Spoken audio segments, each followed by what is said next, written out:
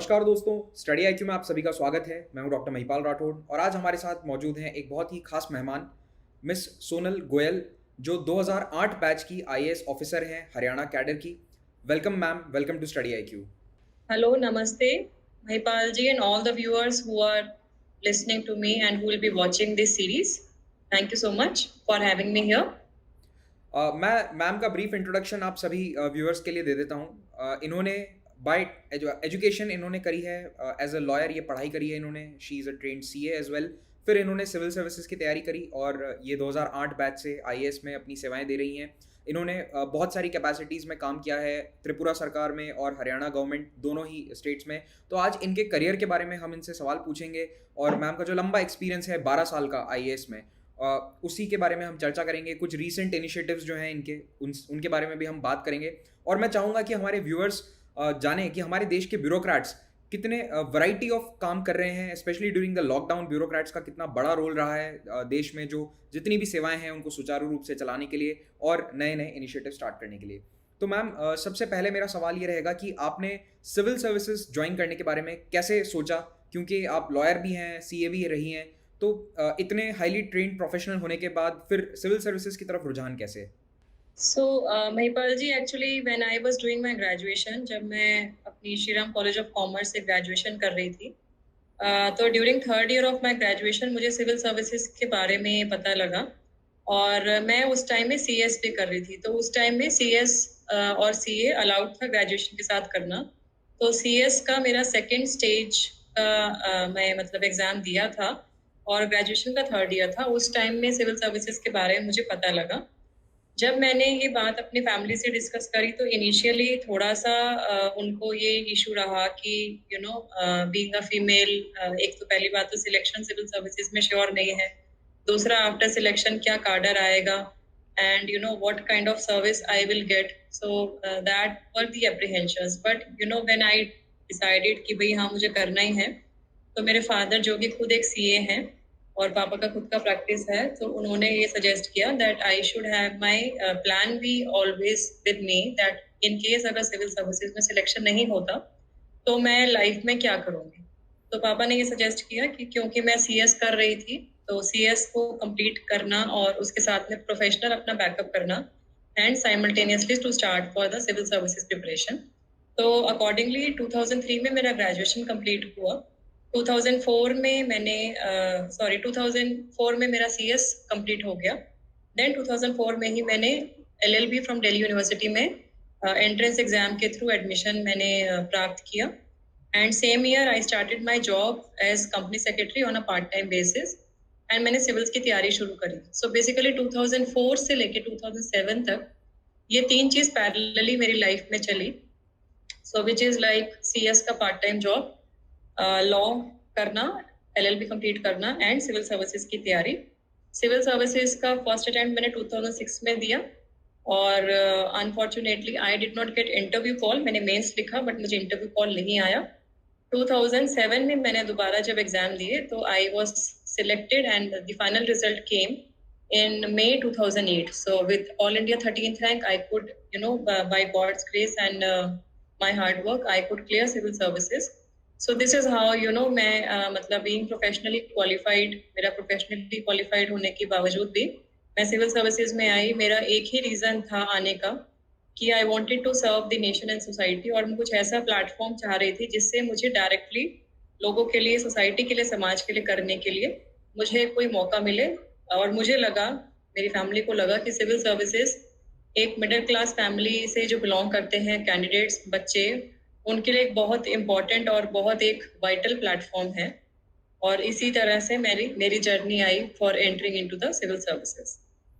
Okay. आपको 2008 में Tripura cadre allot हुआ, आपने नॉर्थ ईस्ट स्टेट में काम किया। आप दिल्ली से हैं, तो आपके लिए ये एक्सपीरियंस कैसा रहा, एक नॉर्थ ईस्ट स्टेट में जाकर काम करना? और काफ़ी लंबे समय तक आप वहाँ पर थी, 8 साल आपने वहाँ जॉब करी है, तो उसके एक्सपीरियंस के बारे में हमें बताइए। या so being part of the all India services, हमारी सर्विसेज कार्डर बेस्ड होती हैं और कार्डर जो है उस टाइम में रोस्टर के थ्रू एलोकेट होता था। तो मेरा कार्डर मणिपुर त्रिपुरा आया and once you get Manipur Tripura, तो उस time it was a joint cadre. अब ऑफ कोर्स ये बाइफरकेट हो गया है, तो जॉइंट कार्डर में जो स्टेट एक बार एलोकेट हो जाती है, जनरली एक ऑफिसर उसी स्टेट में रह के काम करता है। जी तो मेरा मणिपुर त्रिपुरा आया, लेकिन उसके बाद मेरा बाइफर्केशन में त्रिपुरा कैडर मुझे अलॉट हुआ।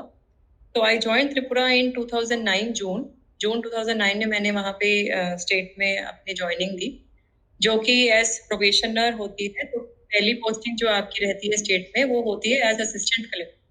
तो during 1 year you are on training, and उसके बाद में फिर आप मसूरी आते हैं फेज 2 के लिए, एंड देन अगेन आप जो है स्टेट में ज्वाइन बैक करते हैं। तो मेरा 1 साल 2009 में मैंने वहाँ काम किया। उसके बाद 2010 सितंबर अक्टूबर में मेरी फर्स्ट पोस्टिंग हुई एज SDM, सिविल जो सब डिविजनल मैजिस्ट्रेट होता है, first independent post. So I would like to say कि ऑफ कोर्स जो आपने बात कही कि मैं यहाँ हरियाणा दिल्ली से बिलोंग करती हूँ, और उसके बाद में मेरा वहाँ पे नॉर्थ ईस्ट में जाने का एक्सपीरियंस कैसा रहा। सो ऑफ कोर्स थोड़ा सा चेंज मुझे लगा, क्योंकि culturally it is a Bengali dominated state and with mix population of the tribal people. साथ ही साथ में कनेक्टिविटी के हिसाब से we don't have direct land route, I mean अगर कोई लैंड रूट से जाना चाहे तो it would be via Assam. So north Assam का जो बॉर्डर है वो त्रिपुरा से मिलता है। So flight is the only mode of connectivity.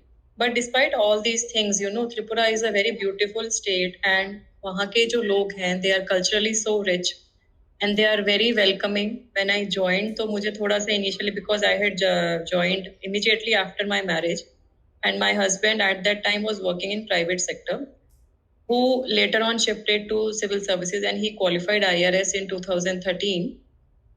So उस टाइम में जब मैं गई, I was all alone. I joined there. I stayed there for all my service period of more than 7 years.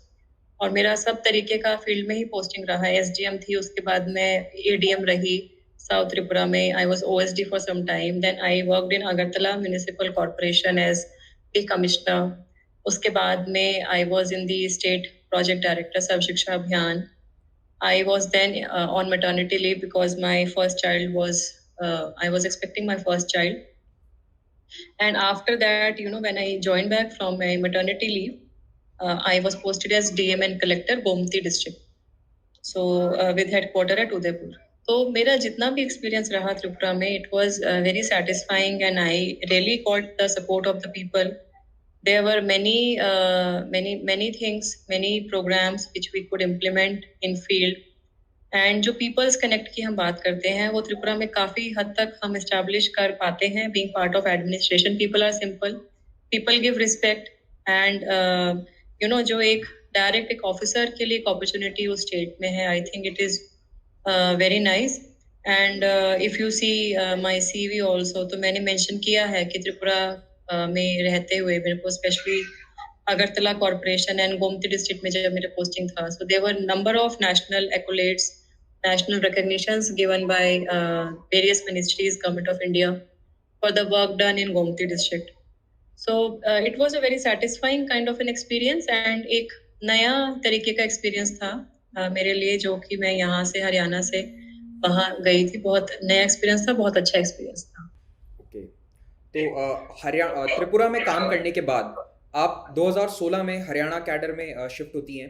तो त्रिपुरा के बाद हरियाणा में काम करने का आपका एक्सपीरियंस कैसा रहा है? आप पिछले 4 सालों से हरियाणा में हैं, एंड हमारे श्रोताओं को मैं बता दूं कि ma'am has worked in Faridabad, Gurugram, NCR region extensively. तो यहाँ का आपका वर्क एक्सपीरियंस कैसा रहा है? या सो मेरे को अब लगभग 4 years हो गए हैं since I have shifted to Haryana. In fact अभी मैं हरियाणा में डेपुटेशन पे आई हूँ, so I have completed 4 years of my deputation. So my postings have been in Faridabad as the Commissioner of the Municipal Corporation, as Administrator, HSVP Department, Additional CU FMDA. I was Deputy Commissioner District Jhajjar for like 1.5 years. And from this January, I have been posted in Gurugram, and I had 2 charges, Additional CU GMDA and CU City Bus Limited. So, Haryana और त्रिपुरा में, work culture का थोड़ा सा difference है. But the thing is कि since I belong to the state, I belong to Panipat. Panipat is a district in Haryana. So since I belong to this place, so there is, that issue is not there per se, I mean कि मुझे यहाँ का adjust होने में problem आया। As soon as I join, in fact Faridabad में जो municipal corporation है, it is the largest civic body in the entire state. It is the largest corporation of Haryana, so oldest and largest. So जब मैंने यहाँ join किया तो of course there were challenges. It's like the kind of political setup, the kind of expectations people have from you as an officer. The entire ecosystem will have some expectation from you as an officer, especially when you are you have come on deputation. तो लोगों को थोड़ा सा ये लगता है कि वो ऑफिसर पता नहीं कैसे परफॉर्म कर पाएंगे, नहीं कर पाएंगे।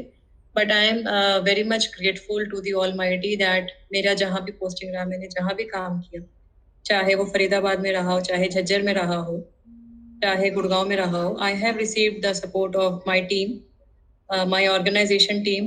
दे have been very supportive. I have received the acceptability from the people.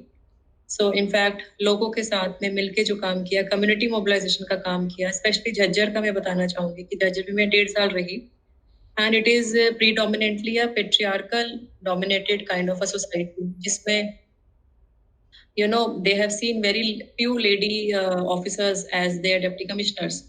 So, and direct IS officer to being a lady, I think I was second one to be posted there. So, after a very long gap.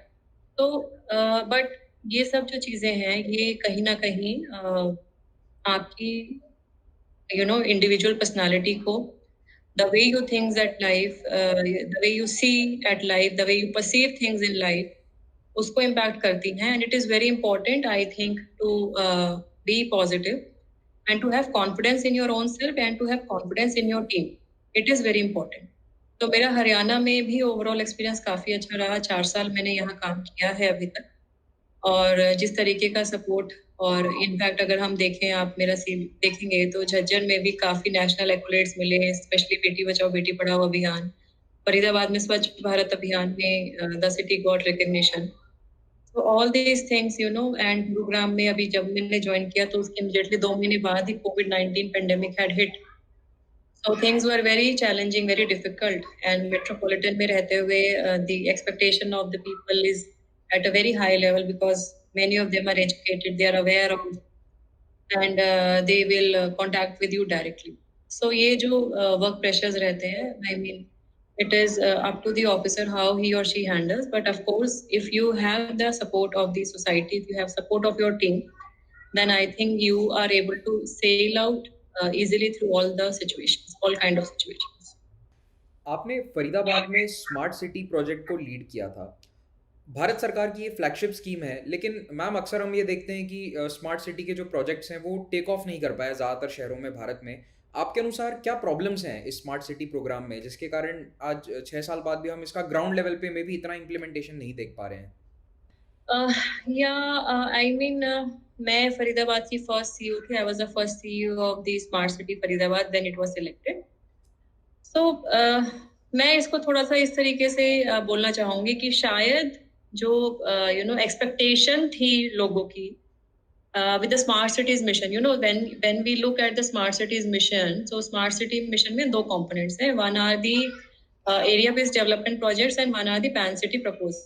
So Ministry of Urban Development, Government of India ने जब इसको launch किया, so it was a challenge scheme. So challenge में cities को participate करना था, और जो उस challenge को qualify करता गया, they were selected.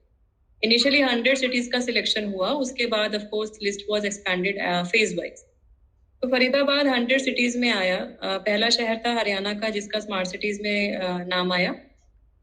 तो जब हमने देखा कि इसमें एबीडी एरिया ऐसा लेना है जिसको आप एक मॉडल एरिया की तरह से डेवलप करोगे, और उसमें मैक्सिमम फंडिंग जानी है स्मार्ट सिटी प्रोजेक्ट की। और उसके अलावा जो पैन सिटी प्रपोजल है, वो पैन सिटी प्रपोजल रहेंगे all throughout the city, जिसकी फंडिंग वॉज लिमिटेड। तो ये जो maximum portion of the funding would go to a particular area and a limited portion would go to a pan city proposal. So ये जो understanding थी, ये लोगों के अंदर नहीं थी इनिशियली। जब हमने भी कंसल्टेशन मीटिंग स्टार्ट की, स्टेक होल्डर्स मीटिंग स्टार्ट की, तो this understanding was not there. People thought of कि फरीदाबाद सिलेक्ट हो गया स्मार्ट सिटीज में, नाउ एवरीथिंग विल ट्रांसफॉर्म। जो एक्सपेक्टेशन, जो मैं एक बात बता रही हूँ कि मे बी जो जो टर्म है smart city, may be it is you know quite loaded kind of a word, I would say, कि ये एकदम से ऐसा इंप्रेशन देता है कि हाँ मतलब सब कुछ ही जो है रेडिकली चेंज हो जाएगा. It is not like this.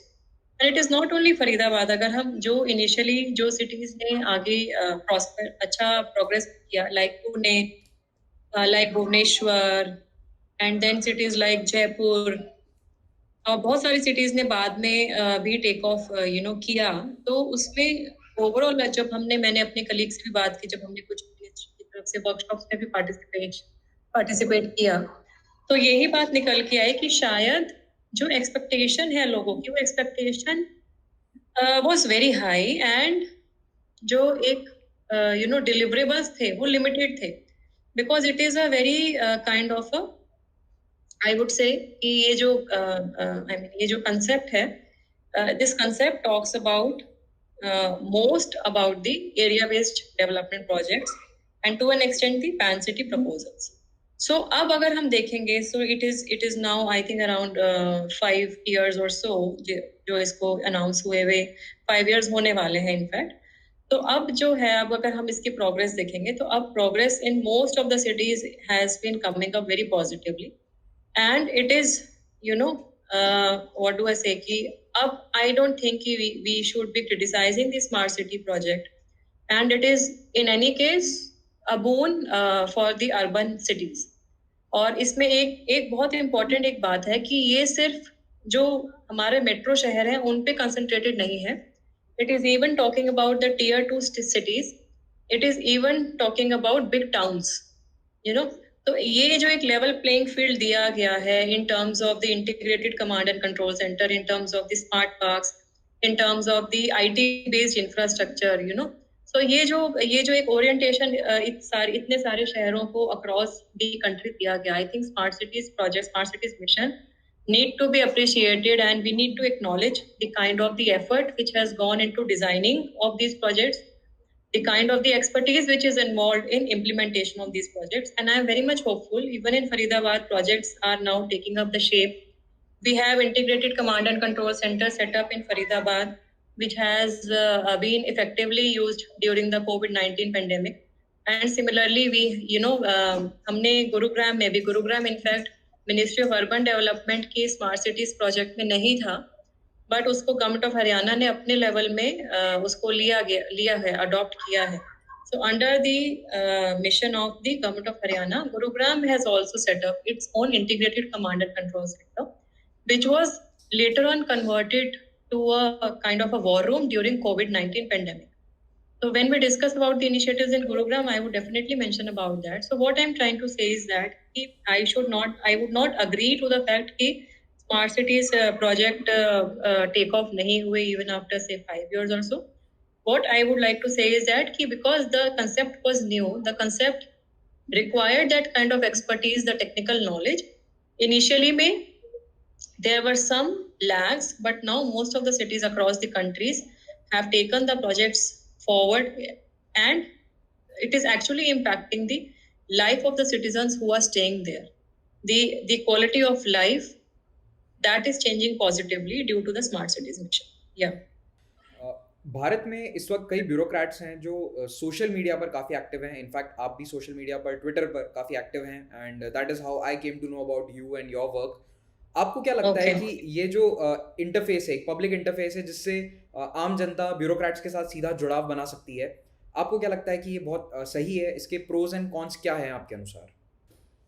So social media की अगर हम बात करें तो if we go to the background, so we already have media as fourth pillar of democracy, right? We all know that media या press है उसको fourth pillar of democracy कहा जाता है. तो fourth pillar of democracy क्यों कहा जाता है? Because जो democracy है, it is acting, and it is basically surviving on the principle of equal representation, right to speech, freedom of speech and expression, right?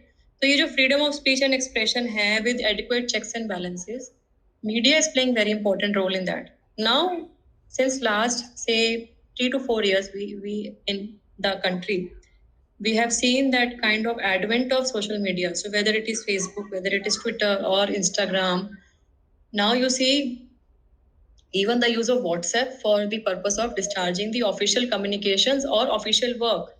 जो पहले जो काम ईमेल के थ्रू हुआ करता था कि email would be received on official email ID, then the officer would see, prepare a reply, and then send it. So it would take 1 or 2 days. So now that work is being done through WhatsApp. So that WhatsApp is very important, and अब तो immediately instructions receive होती है, and we are supposed to kind of resolve the issue or give the reply immediately. So what I am trying to say is that कि जो social media है वो social media in fact to a larger extent it is playing a very positive role. 2017 में जब civil services day की celebration हुई तो माननीय प्रधानमंत्री जी ने श्री नरेंद्र मोदी जी ने बोला कि the social for bureaucrats in fact there was an advice from his side wherein he said कि social media should be used for the welfare of the people and not for self praise. This was one thing which Shri Narendra Modi ji had said. तो अगर हम इस बात को आगे लेके जाएं कि what do we mean by that? So what he intended was, and what is actually expected of the bureaucrats while using social media is that we should use social media as effectively as possible for reaching out to the public, for making the public aware of the government schemes and program. और जो ये schemes and programs हैं इनके बारे में जितना ज्यादा हम उनको इंफॉर्मेशन शेयर करें, जितना ज्यादा उनके साथ नॉलेज हम शेयर करें, उतना ही ज्यादा अच्छा है.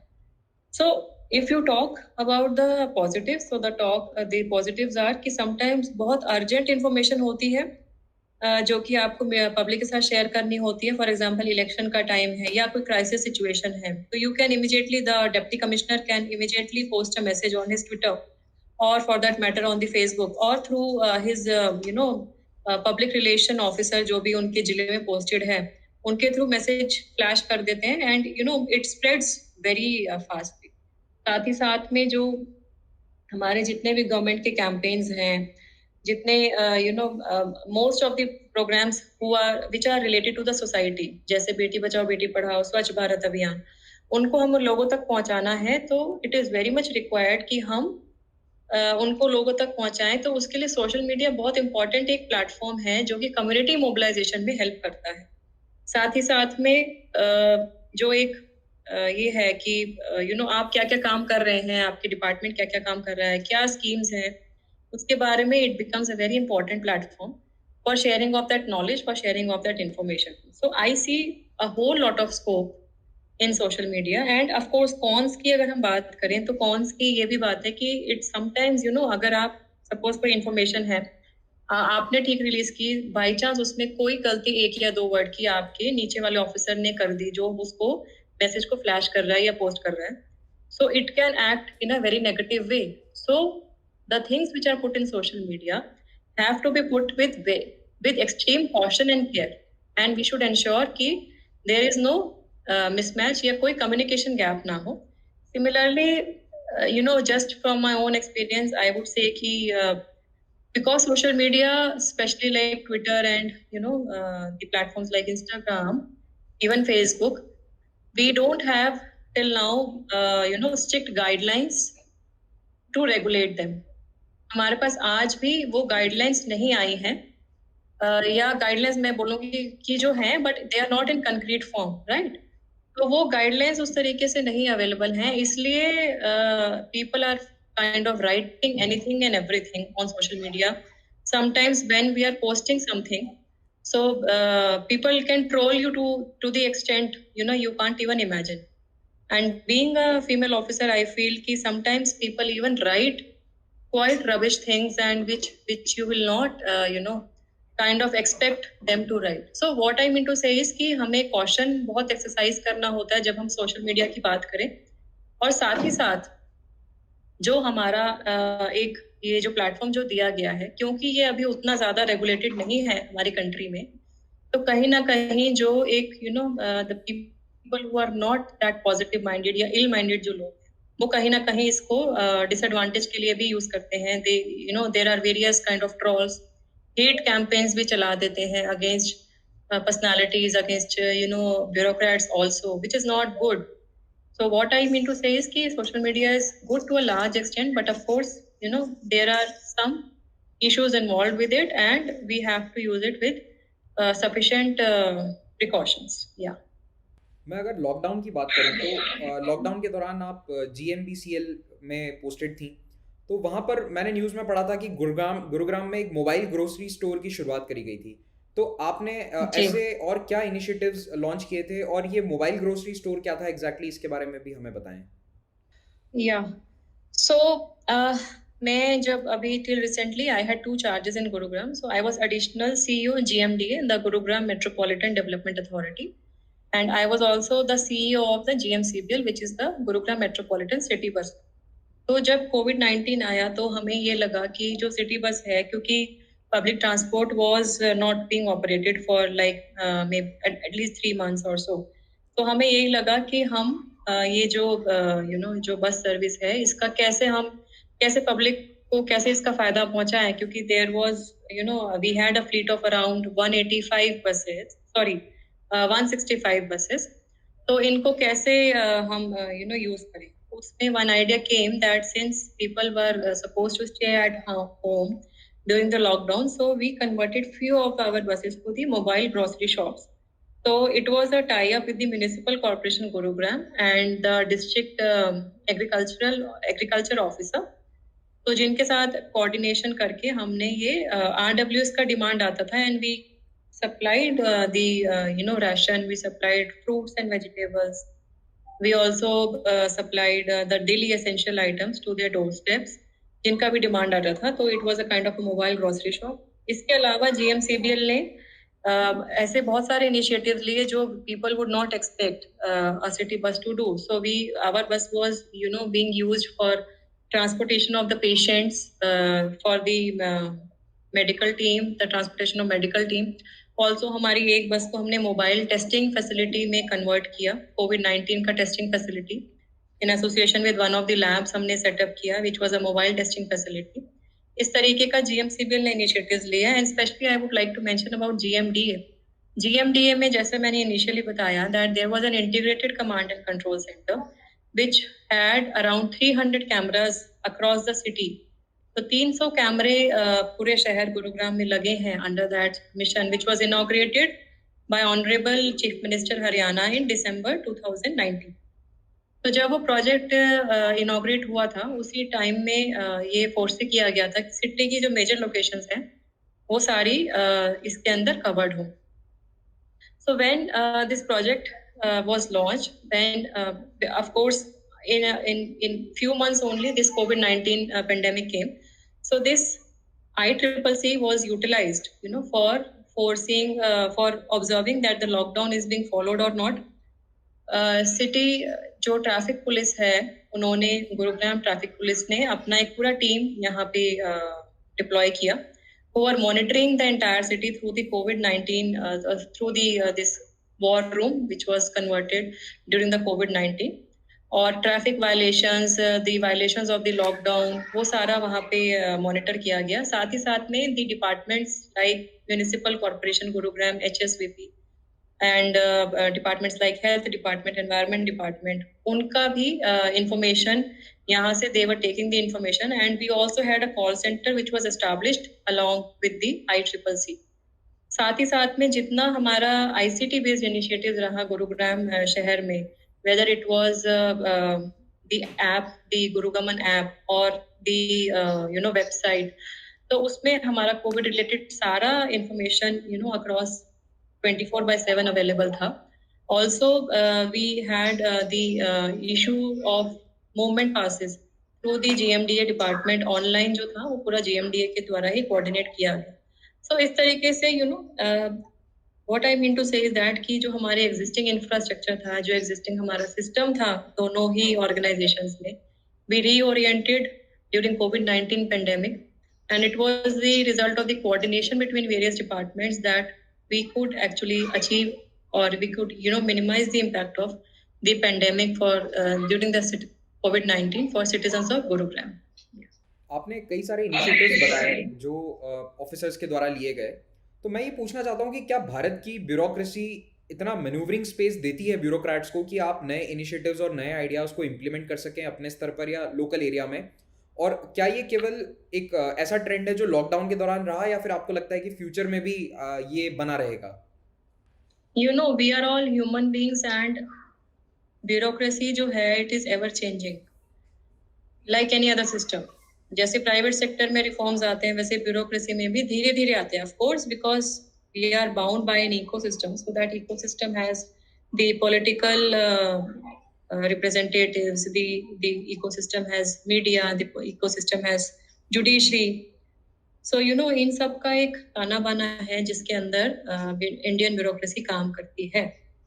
तो मैं ये बताना चाहूंगी कि बहुत सारे इनिशिएटिव्स लिए गए, नॉट ओनली गुरुग्राम, हरियाणा में विभिन्न जिलों में, and if we move beyond Haryana तो बहुत सारी स्टेट्स में आपने भी पढ़ा होगा कि आईसीटी बेस्ड इनिशिएटिव्स लिए, ई ऑफिस की तरफ मूवमेंट हुई. The initiative was to for ensuring that there is proper citizen service delivery या डिस्पोजल ऑफ फाइल्स है, तो इलेक्ट्रॉनिक गवर्नेंस की तरफ मूव किए for improving the transparency, accountability and have good governance. तो मैं आई थिंक दैट ये जो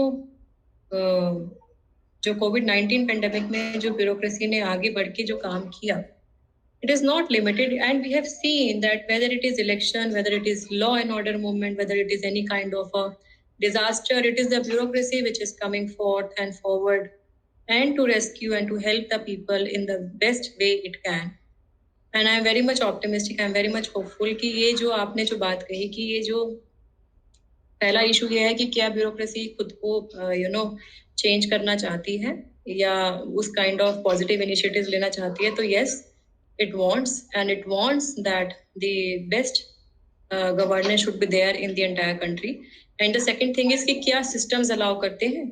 तो I would say कि systems हम लोगों से ही बने हैं and we are all part of the system.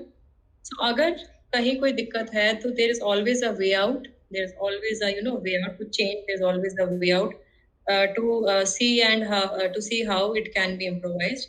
And I don't think कि ऐसा कुछ है कि बहुत ज्यादा रिजिडिटी कहीं भी किसी भी स्टेट में है. If the intentions are good, you even get the political support if you are able to make your plan and the program understandable. कि yes, it is for the benefit of the people at large. Even the political bosses will not confront, or even the political bosses will not object to that. So I think this is one thing which we all need to take care of, and we all need to appreciate कि bureaucracy का भी अपना एक ताना बाना है जिसमें operate कर रही है.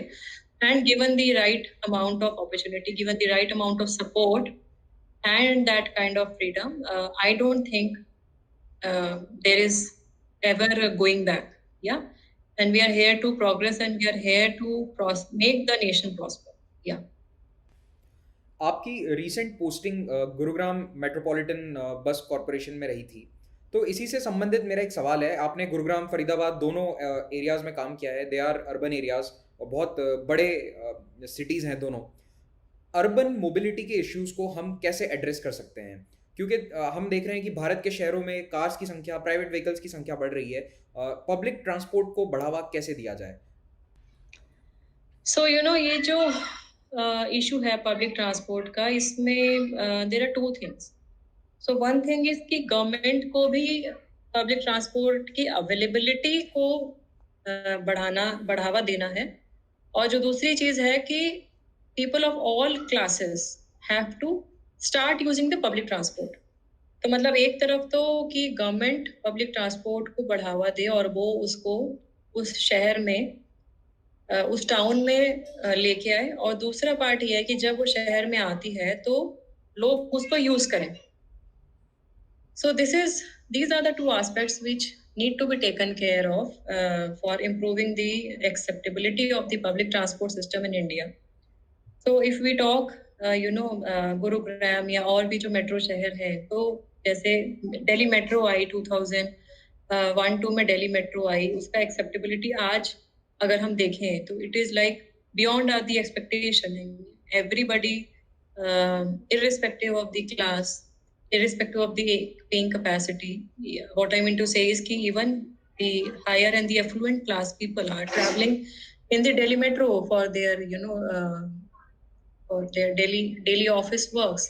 So हमारा जो ये पब्लिक ट्रांसपोर्ट का जो इशू है, ये एक तो ये बात है कि आपको अवेलेबिलिटी इम्प्रूव करनी है। लाइक गुरुग्राम में भी जो सिटी बस आई, इससे पहले सिटी बस नहीं थी, तो ये सिटी बस आई है। Now these vehicles are CNG operated. So if they are CNG operated low floor buses, तो दे आर एनवायरमेंट फ्रेंडली है। और साथ ही साथ में अगर हम पब्लिक ट्रांसपोर्ट को बढ़ावा देते हैं, बसेस को बढ़ावा देते हैं, तो कहीं ना कहीं we are addressing the issue of the traffic congestion. So we are creating more space on roads for other vehicles to move. और maybe हम लोग जो mobility से जो issue related है environment का, अगर हम देखें कि NCR region में जब during winters we see the air ppm levels rise to such toxic levels, and NGT, Supreme Court, everybody is kind of monitoring the environment. तो अगर हमारा जो पब्लिक ट्रांसपोर्ट है वो एनवायरनमेंट फ्रेंडली होगा, अगर हम ज़्यादा पब्लिक ट्रांसपोर्ट को बढ़ावा देंगे, तो कहीं ना कहीं एक तो ये बात रहेगी कि ट्रैफिक कंजेक्शन को हम रिमूव कर सकते हैं। साथ ही साथ में we can promote a healthy air and healthy environment for living of our citizens. So ये बहुत इंपॉर्टेंट रहेगा। साथ ही साथ जो आज के दिन में जो अर्बन मोबिलिटी में चीज जरूरी है, वो one thing is that we need to give the last mile connectivity. तो लास्ट माइल कनेक्टिविटी का मतलब ये है कि अगर किसी को ऑफिस जाना है और उसके घर से 2 किलोमीटर दूर है बस स्टॉप, या 2 या 3 किलोमीटर दूर है मेट्रो स्टेशन, तो वो वहां तक कैसे कम्यूट करेगा? तो या तो उसके लिए हम कोई पब्लिक बाइक शेयरिंग सिस्टम लेके आए, या कुछ और किसी तरीके का shared some kind of other kind of system we should bring which promotes the last mile connectivity. और साथ ही साथ में उसको हमें एक्सेसिबल भी करना है और उसको अफोर्डेबल भी करना है। So when we're talking about affordability, so when you are fixing the pricing of the different routes, तो पेइंग कैपेसिटी या किस तरीके के लोग उस एरिया में रहते हैं, कितना वो दे पाएंगे नहीं दे पाएंगे, और फ्रीक्वेंसी ऑफ द ट्रांसपोर्ट क्या रहेगा, ये सब चीजें जो हैं, ये सब चीजें हमको देखनी है। एंड ऑफ कोर्स जो अभी जो हमारा अर्बन मोबिलिटी में जो ट्रांसफॉर्मेशन इन लास्ट से 3 to 4 years जो आया है across all the cities in the country, it has been very positive. Haryana में ही अब सिटी बस सर्विस जो पहले गुरुग्राम में थी, अब इसको फरीदाबाद में भी लाया जाएगा। And we are under the Ministry of Housing and Urban Affairs, public transport is being promoted. We are even trying to promote NMT, non-motorized transport, like bicycle, like cycle. So उसमें स्मार्ट सिटीज मिशन में भी ये provision है that in the smart roads you provide rail this track for riding of the bicycle. तो cycle track provide करने का, PBS करने का, पब्लिक बाइक शेयरिंग सिस्टम को लाने का, ये सारा प्रोविजन है under these missions. So what I mean to say is that जो अर्बन मोबिलिटी है, this is something which is not only related to the मतलब movement, it is also related to the health, and it is also related to the environment which we are providing to the citizens of that particular area. Ma'am, आपका career civil services में 12 साल का already हो चुका है complete. It's been more than a decade. आपको लगता है कि आप जिन गोल्स के साथ या जिन एम्बिशंस के साथ सिविल सर्विसेज में आई थी, आप उनमें से कुछ को फुलफिल कर पाई हैं? ऑल्दो आई थिंक ये सवाल थोड़ा सा प्रीमेच्योर हो सकता है, क्योंकि अभी आपको बहुत लंबा सफ़र तय करना है सर्विसेज में, but still after a decade where do you see yourself कि have you achieved some of the goals? My prime aim of entering into civil services was that I really wanted to do something for the society. I really wanted to do something for the people. तो इसीलिए ही शायद मैं अपना professional career को छोड़ के, अपना private sector का जॉब को मैं छोड़ के मैं सिविल सर्विसेज में आई। तो when I look back at my own career या मेरा पोस्टिंग जहाँ रहा या मैंने क्या क्या किया, I think I feel quite satisfied to a large extent, because ये एक प्रोसेस जो मेरी लाइफ में चला, पहले मैं त्रिपुरा रही, फिर हरियाणा यहाँ पे काम कर रही हूँ अभी।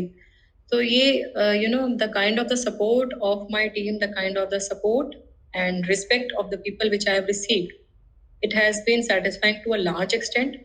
In fact, I feel very contented when people say that you are a people's administrator. सो एक एडमिनिस्ट्रेटर का काम वही है कि वो जिस जहाँ पे पोस्टिंग है वो वहाँ लोगों के लिए एक्सेसिबल हो, वहाँ लोगों के लिए काम करे। और मुझे ऐसा फीडबैक मिलता आया है कि मैं लोगों तक जुड़ के काम कर पाई हूँ अभी तक।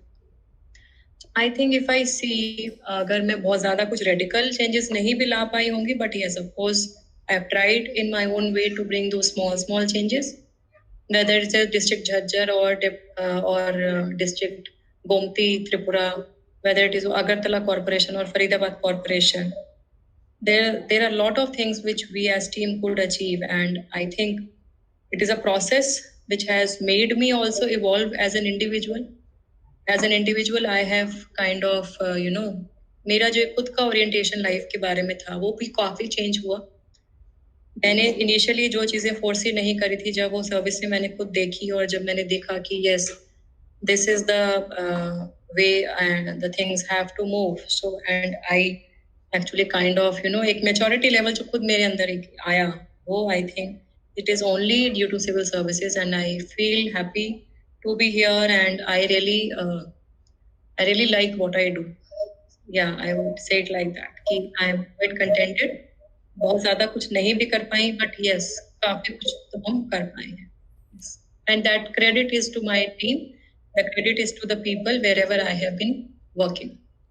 मेरे ख्याल से जिस तरह के अवार्ड्स आपको मिले हैं और जो कुछ मैंने आपके बारे में पढ़ा है, आई एम श्योर आपने बहुत अचीव किया है, चाहे आपको लगे या ना लगे। आई am sure you have achieved quite a lot of things in your career and you will keep on doing that in future. Ma'am, जाते जाते आप एस्पिरेंट्स को कुछ कहना चाहेंगी जो इस वक्त सिविल सर्विसेज की तैयारी कर रहे हैं, उनके लिए कोई मैसेज देना चाहेंगी? सिविल सर्विसेज जो है, it is never a short selection, not to discourage anybody. मैं ये बात किसी को डिस्करेज करने के लिए बिल्कुल नहीं कह रही, बट मैं ये सिर्फ इसलिए कह रही हूँ कि अगर सिविल सर्विसेज में आपका सिलेक्शन, पहली बात तो ये है कि आपका ये क्लियर होना चाहिए कि आप सिविल सर्विसेज क्यों देना चाहते हो। This thing should be clear in your mind, तभी वो आपको चीज मोटिवेट करेगी तैयारी के वक्त। अगर वो गोल क्लियर नहीं है, then you will not feel that much motivated to give your 100%। तो पहली तो बात यह है कि आपका मोटिवेशन लेवल बिल्कुल क्लियर आपके माइंड में होना चाहिए कि आपको सिविल सर्विसेज में क्यों जाना है। Secondly, when you decide that you want to go, my request और my suggestion to all of you is that हमारा प्लान भी हमारे पास होना चाहिए कि अगर सिविल सर्विसेज में सिलेक्शन नहीं हुआ तो हम क्या करेंगे। बिकॉज एग्जाम में 10 लाख से ज्यादा फॉर्म भरे जाते हैं, एस्पिरेंट्स इतना ज्यादा है इस एग्जाम में बैठने वाला, और जो सिलेक्शन है that is in few hundreds, so the total selection is like hardly 1,000। सो अगर परसेंटेज में देखें तो it is even not even 1%। तो what I mean to say is कि आपको ये माइंड में क्लियर होना चाहिए कि अगर सिविल्स में प्रिपरेशन, अगर आपका सिलेक्शन नहीं होता तो आप क्या करेंगे। वंस यू डिसाइड कि हाँ आपको तैयारी आप कर रहे हैं, then there is no looking back. You give your 100%. So focus study, time management, repeated revisions, keeping yourself motivated, और जो आपके notes हैं prelims के, mains के, आपको इस तरीके से हो कि आप उनको देख के जो end time होता है उसमें repeated revisions कर पाए, वो सब आपको जरूर आपके पास होना चाहिए। और जब आप इंटरव्यू में अपीयर करते हो तो इंटरव्यू में तो I think it is overall personality test of an candidate. तो उसमें आपको जैसे भी आप हैं, आप be honest and do not try to bluff. अगर कोई आंसर आपको नहीं आता है तो उसमें आप घबराइए मत, उनको इंटरव्यू बोर्ड को बोलिए कि सर और madam I am sorry, I am not able to reply to the question right now, but मैं जब after this interview I'll definitely try to get the knowledge on this subject. तो इस तरीके से जब भी आप अपना एफर्ट दोगे, अपना ये करोगे, तो आई डोंट थिंक कि सिलेक्शन मतलब सिलेक्शन ना होना, ये तो चलो एक it is a kind of what to say, एक डेस्टिनी भी इसमें रोल प्ले करती है। I will not disagree to that fact कि एक हार्ड वर्क तो यही है, उसके साथ में आपका it is the wish of the Almighty also, which ultimately decides. But not to discourage anybody. आप अगर कर रहे हैं तो अपना 100% दीजिए, मोटिवेटेड रहिए, क्योंकि बहुत ज्यादा मेंटल हेल्थ के ऊपर भी आजकल हम देख रहे हैं कि इवन यंग जनरेशन में cases of attempt to suicide are increasing. तो ऐसा कुछ भी नहीं है कि अगर आपका सिविल्स में सिलेक्शन नहीं हुआ तो जिंदगी खत्म हो जाएगी, ऐसा कुछ भी नहीं है। There might be many better options for you available, और उस टाइम में लगता है कि सब खत्म हो गया, बट ऐसा कुछ नहीं है, life moves on. So my request to the aspirants, not only civil services, कोई भी कॉम्पिटिटिव एग्जाम के लिए, कि उस कंपटीशन में आप क्यों बैठना चाहते हैं वो क्लियर होना चाहिए। वो क्लियर है, आपका एम क्लियर है, तो उसमें आप 100% दीजिए। And in the and I would only request the specially the youth of the country कि आप लोग हमारे देश की धरोहर हो, आपकी वर्किंग पे ही, आपकी सोच पे, आपकी ओरिएंटेशन पे ही हमारे समाज की डेवलपमेंट जो है वो निर्भर करती है। So whatever you do, I would just request that you try and do something for your country, you try and do something for your nation. And if you actually decide, then nothing is impossible. और आप कुछ भी काम करो, चाहे आप entrepreneur बनो, चाहे आप बिजनेस लो, चाहे आप सर्विसेज में आओ, चाहे आप प्राइवेट सेक्टर में जाओ, if you actually decide that nothing can actually stop you, और आप कुछ ना कुछ अपनी सोसाइटी के लिए, अपने देश के लिए कुछ ना कुछ करें, यही मेरी आप सबसे रिक्वेस्ट है। My best wishes to all of you. Be happy, stay healthy. Thank you so much. Ma'am जाते जाते आपसे एक और सवाल है। आपके दीवार पे पीछे जो सर्टिफिकेट्स हैं, फोटोग्राफ्स हैं, very inspiring I am sure, but one photograph caught my eye जिसमें आप प्रधानमंत्री जी के साथ खड़ी हैं। It looks like a helicopter in the background. ये कहाँ का फोटोग्राफ है? This photograph belongs to Gomati district, Tripura, and this is of December 2014, when Honorable Prime Minister Sir had come to my district for dedicating the OTPC Palatana power project to the entire country. And ये उस time में जब helipad पे जब सी of कर रहे थे, तब प्रधानमंत्री जी के साथ में मेरा बहुत एक शॉर्ट कॉन्वर्सेशन हुआ। ये उसका फोटोग्राफ है। I was fortunate enough to receive the Honorable Prime Minister again in 2016 as Commissioner of the Municipal Corporation Faridabad. नवंबर 2016 में सर फरीदाबाद आए थे, और उस टाइम में भी मेरा एक ये conversation, short conversation with honourable prime minister sir हुआ। जी, so they both have been quite a memorable experience for me as an officer. Okay. Thanks to you for taking out the time for us and for our viewers, and we wish you all the best for your future endeavors. And हमें पूरा विश्वास है कि आप आगे भी बहुत अच्छी सफलताएं हासिल करेंगे अपने करियर में। And with that, we'll take leave for the day. Thank you. Thank you so much. Yeah, bye.